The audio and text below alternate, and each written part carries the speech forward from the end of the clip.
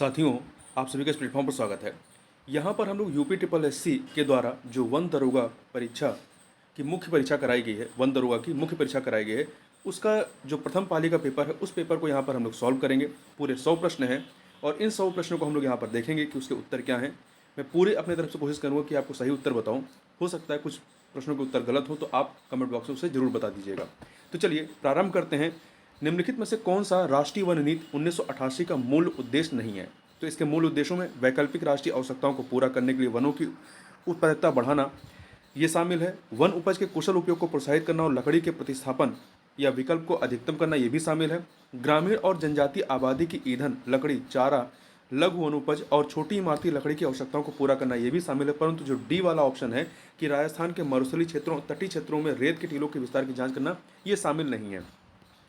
अगला है राष्ट्रीय वन नीति 1988 के अनुसार राष्ट्रीय लक्ष्य होना चाहिए कि देश के कुल भूमि क्षेत्र का न्यूनतम वन थर्ड, ठीक है, वन या वृक्षों से आच्छादित हो। तो डी ऑप्शन। अगला है पहली वन नीति भारत सरकार के 19 अक्टूबर 1894 के संकल्प के द्वारा अपनाई गई थी। अगला है आपका गेहूं उगाने के लिए निम्न प्रकार की मिट्टी में से किस प्रकार की मिट्टी अच्छी होती है? देखिए, जो लेटराइट मिट्टी होती है ये आपकी चाय, कॉफ़ी, रबर इसके लिए अच्छी होती है। आपकी जो गेहूं की फसल है वो अधिकतर मिट्टियों में हो जाती है, परंतु इसके लिए सबसे अच्छी मिट्टी आपकी दोमट मिट्टी या कह सकते हैं दोमट या बलुई जो मिट्टी होती है वो अच्छी होती है। तो ए ऑप्शन। दूसरा राष्ट्रीय वन्यजीव कार्य योजना को वर्ष किसमें अपनाया गया? वर्ष 2002 में अपनाया गया था। जो पहली थी वो 1983 से 2001 तक, दूसरी 2002 से 2016 तक थी। तीसरा राष्ट्रीय वन्यजीव कार्य योजना उन सभी वन्यजीवों के संरक्षण में को अपनाती जिसका पारिस्थितिक तंत्र और मानव जाति के लिए पारिस्थितिक मूल्य भले ही वे कहीं भी हों। इकोसिस्टम आधारित दृष्टिकोण। अगला है आपका तीसरा राष्ट्रीय वन्यजीव कार्य योजना में कितने विषय हैं? कुल इसमें 17 विषय हैं। कितने विषय हैं? 17 विषय हैं। आगे देखते हैं 2017 से लेकर 2031 के लिए भारत के राष्ट्रीय वन्यजीव एक्शन प्लान के बारे में निम्नलिखित कथनों पर विचार करें। यह तीसरा राष्ट्रीय वन्यजीव कार्य योजना सही है। इस राष्ट्रीय वन्यजीव कार्य योजना के 10 घटक हैं। 10 घटक नहीं है, इसमें कुल 5 घटक हैं। ठीक है, 5 घटक, 17 विषय और आपके 103 संरक्षण विधियां, 250 परियोजनाएं। ठीक है, तो यहाँ पर केवल पहला कथन सही है, ए ऑप्शन। अगला है आपका निम्नलिखित राष्ट्रीय उद्यानों का उनके संबंधित स्थानों के साथ मिलान करें। तो देखिए आपका एक सेकंड, इसमें रायमोना राष्ट्रीय उद्यान असम में है, 3 से मिला दीजिए। कुद्रेमुख जो है आपका कर्नाटक, 1 से मिला दीजिए। सरिस्का आपका राजस्थान, 2 से मिला दीजिए। केबुल लामजाओ मणिपुर, 4 से मिला दीजिए। 3124 अर्थात बी ऑप्शन हो जाएगा। आगे बढ़ते हैं। अगला है निम्नलिखित में से कौन सा राष्ट्रीय उद्यान या पक्षी अभयारण्य हिमाचल प्रदेश में नहीं है? तो दजी गांव राष्ट्रीय उद्यान ये जम्मू कश्मीर में है। निम्नलिखित में से कौन सा राष्ट्रीय उद्यान या वन्यजीव अभयारण्य संगई या एल्ड के हिरण के लिए प्रसिद्ध है? तो मणिपुर का केबिल लामजाओ राष्ट्रीय उद्यान। केंद्रीय पर्यावरण, वन और जलवायु परिवर्तन मंत्रालय ने किस राष्ट्रीय उद्यान में चीता परिचय परियोजना की निगरानी के लिए कार्यदल का गठन किया है? तो मध्य प्रदेश के कूनो राष्ट्रीय उद्यान में।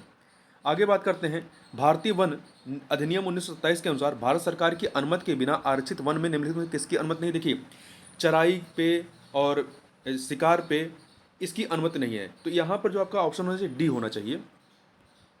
बेहाली आरक्षित वन निम्नलिखित में से किस राज्य में स्थित है? तो ये आपका कहाँ पर है? बेहाली जो है आपका असम अरुणाचल प्रदेश की जो सीमा है वहाँ पर है, असम अरुणाचल प्रदेश की सीमा पर। ए ऑप्शन हो जाएगा।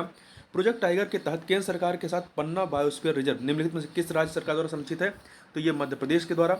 अगला है 16 नंबर क्वेश्चन देखते हैं।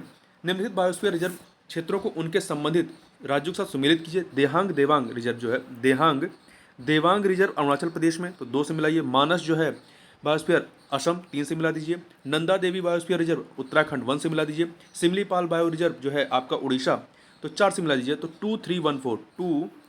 2314 अर्थात सी ऑप्शन। सामान्य सिद्धांत के अनुसार वन्यजीव संरक्षण रणनीति 2002 में प्रदान किए गए संरक्षित क्षेत्र के आसपास पारिस्थितिक संवेदनशील क्षेत्र की चौड़ाई कितनी तक की जा सकती है? तो 10 किलोमीटर तक की जा सकती है। ऐसे नॉर्मली 1 किलोमीटर होता है, परंतु इसे 10 किलोमीटर तक किया जा सकता है। किस राज्य में कांगेर घाटी राष्ट्रीय उद्यान के आसपास पर्यावरण संवेदनशील क्षेत्र स्थित है? तो कहाँ पर स्थित है? ये छत्तीसगढ़ में। ठीक है, कांगेर घाटी राष्ट्रीय उद्यान छत्तीसगढ़। राष्ट्रीय उद्यानों और अभयारण्यों के आसपास पर्यावरण संवेदनशील क्षेत्र घोषित करने का उद्देश्य संरक्षित क्षेत्रों के लिए किसी प्रकार का शौक या आघात अवशोषक बनाना है। निम्नलिखित में से सही कथन या कथनों का चयन कीजिए। 3 कथन है। पर्यावरण संवेदनशील क्षेत्र उच्च सुरक्षा वाले क्षेत्रों से कम सुरक्षा वाले क्षेत्रों में संक्रमण क्षेत्र के रूप में कार्य करते हैं। ये कथन सही है। दूसरा, पर्यावरण संवेदनशील क्षेत्रों में कृषि या बागवानी प्रथाओं पर प्रतिबंध होता है, नहीं, ऐसा नहीं है। तीसरा, पर्यावरण संवेदनशील क्षेत्र वनों की कमी और मानव पशु संघर्ष को कम करते हैं, सही है। तो पहला और तीसरा सही है, डी ऑप्शन।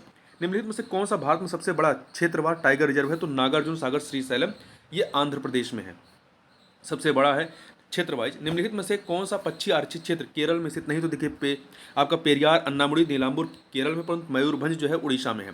पिछले साल अगस्त 2022 में विश्व हाथी दिवस जो कि 12 अगस्त को मनाया जाता है, वर्ल्ड एलिफेंट डे, भारत में कहाँ मनाया गया? तो ये केरल के पेरियार में मनाया गया, डी ऑप्शन। अगला है, निम्नलिखित टाइगर रिजर्व को उनके संबंधित राज्य स्थानों के साथ सुमेलित करिए।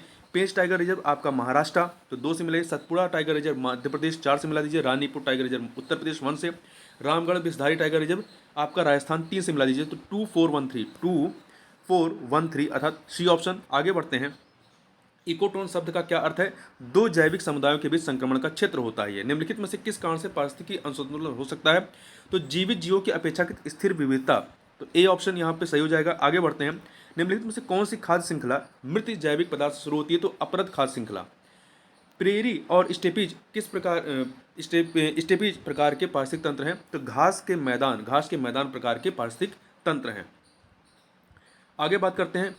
भारतीय वन अधिनियम 1927 की कौन सी धारा वन बंदोबस्त अधिकारी की शक्तियों से संबंधित है? तो धारा 8 जो है इससे संबंधित है, धारा 8।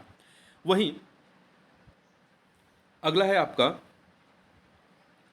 भारतीय वन अधिनियम 1927 की कौन सी धारा वन बंदोबस्त अधिकारी द्वारा बनाए जाने वाले रिकॉर्ड संबंधित? धारा 13।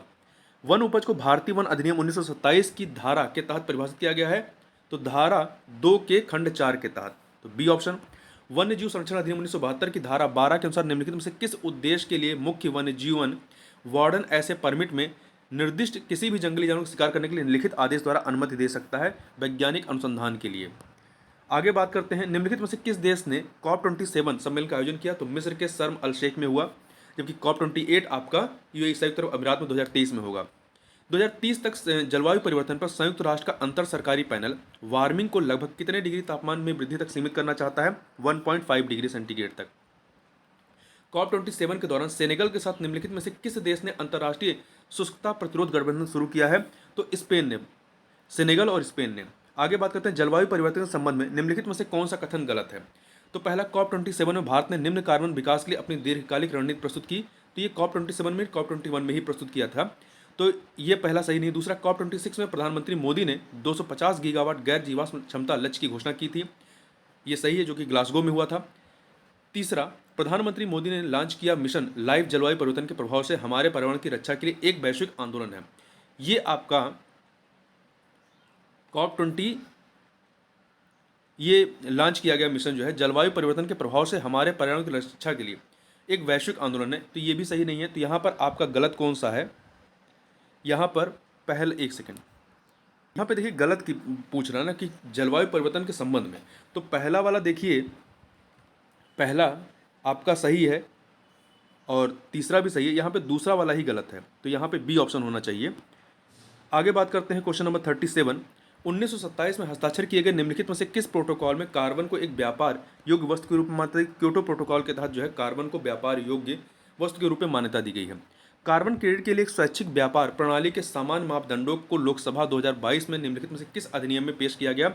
ऊर्जा संरक्षण अधिनियम में। भारत की पहली कार्बन रजिस्ट्री का नाम क्या है? CRI। कार्बन क्रेडिट के संबंध में BER का पूर्ण रूप क्या है? वॉलंटरी एमिशन रिडक्शन है। अगला है, निम्नलिखित में से किसके द्वारा मृदा अपरदन को रोका जा सकता है? वनीकरण के द्वारा, फॉरेस्टेशन के द्वारा। वनीकरण की प्रक्रिया के लिए आवश्यक है क्या? मिट्टी का संरक्षण आवश्यक है। निम्नलिखित में से किससे व्यापक मृदा अपरदन होता है? तो स्थानांतरित कृषि से, इससे आपका मृदा अपरदन होता है। परत का क्षरण निम्न में से किसके परिणाम स्वरूप समतल भूमि पर होता है? भारी वर्षा की वजह से, भारी वर्षा, ए ऑप्शन। संयुक्त राष्ट्र के अनुसार कृषि वानिकी तंत्र मुख्य रूप से कितने प्रकार के होते हैं? मुख्यतः 3 प्रकार के होते हैं। क्वेश्चन नंबर 46 देखते हैं। वानिकी के संबंध में FAO का पूर्ण रूप क्या है? फूड एंड एग्रीकल्चर ऑर्गेनाइजेशन, ये आपका संयुक्त राष्ट्र संघ का एक संगठन है। निम्नलिखित में से क्या भारत की हरित क्रांति से संबंधित है? तो अधिक उपज देने वाले किस्म के बीज। अगला है भारत में खेती के एक आदिम रूप से झूमिंग को कहाँ पर वेबर और दहिया कहा जाता है? तो मध्य प्रदेश में कहा जाता है, मध्य प्रदेश में। अगला है आपका भारतीय वन अधिनियम 1927 की किस धारा में वन बंदोबस्त अधिकारी की नियुक्ति का उल्लेख है? तो ये उल्लेख धारा 2 में है, धारा 2 में है, ए ऑप्शन। निम्नलिखित में से कौन सा अधिनियम वन में रहने वाली अनुसूचित जनजातियों और अन्य पारंपरिक वनवासियों के लिए भूधृत आजीविका और खाद्य सुरक्षा सुनिश्चित करती है? वन अधिकार अधिनियम 2006। तो यहाँ पर सी ऑप्शन हो जाएगा। अगला है निम्नलिखित में से क्या वन बंदोबस्त पक्ष या विंग की गतिविधि है? तो सीमा स्तंभों के निर्माण से संबंधित गतिविधियों का प्रबंधन, सी ऑप्शन। निम्नलिखित में से कौन सा सरकारी मंच भूमि नामांतरण और भूमि अभिलेखों के रखरखाव के लिए सहायक है? ई धरती, ये राजस्थान का पोर्टल है। निम्नलिखित में से कौन सा अधिनियम आरक्षित वन के उत्परिवर्तन से संबंधित है? तो वन संरक्षण अधिनियम 1980। आगे बात करते हैं 54 देखते हैं। वन भूमि को गैर वन उद्देश्यों के लिए परिवर्तित करने की अंतिम मंजूरी MOEF अर्थात पर्यावरण एवं वन मंत्रालय जो होता है उसके द्वारा दी जाती है। गैर वन उपयोगों के लिए वन भूमि के परिवर्तन के लिए केंद्र सरकार द्वारा निर्धारित सबसे महत्वपूर्ण शर्त निम्नलिखित में से क्या कौन सी है? तो प्रतिपूरक वनीकरण, कॉम्पेंसेंट्री एफॉरेस्टेशन। 2019 में निम्न से कौन सा FSI forest fire alert system launch किया गया? तीसरा 3.0। निम्नलिखित में से कौन सा केंद्र प्रायोजित योजना वन अग्नि निवारण और प्रबंधन का दीर्घकालिक लक्ष्य है? तो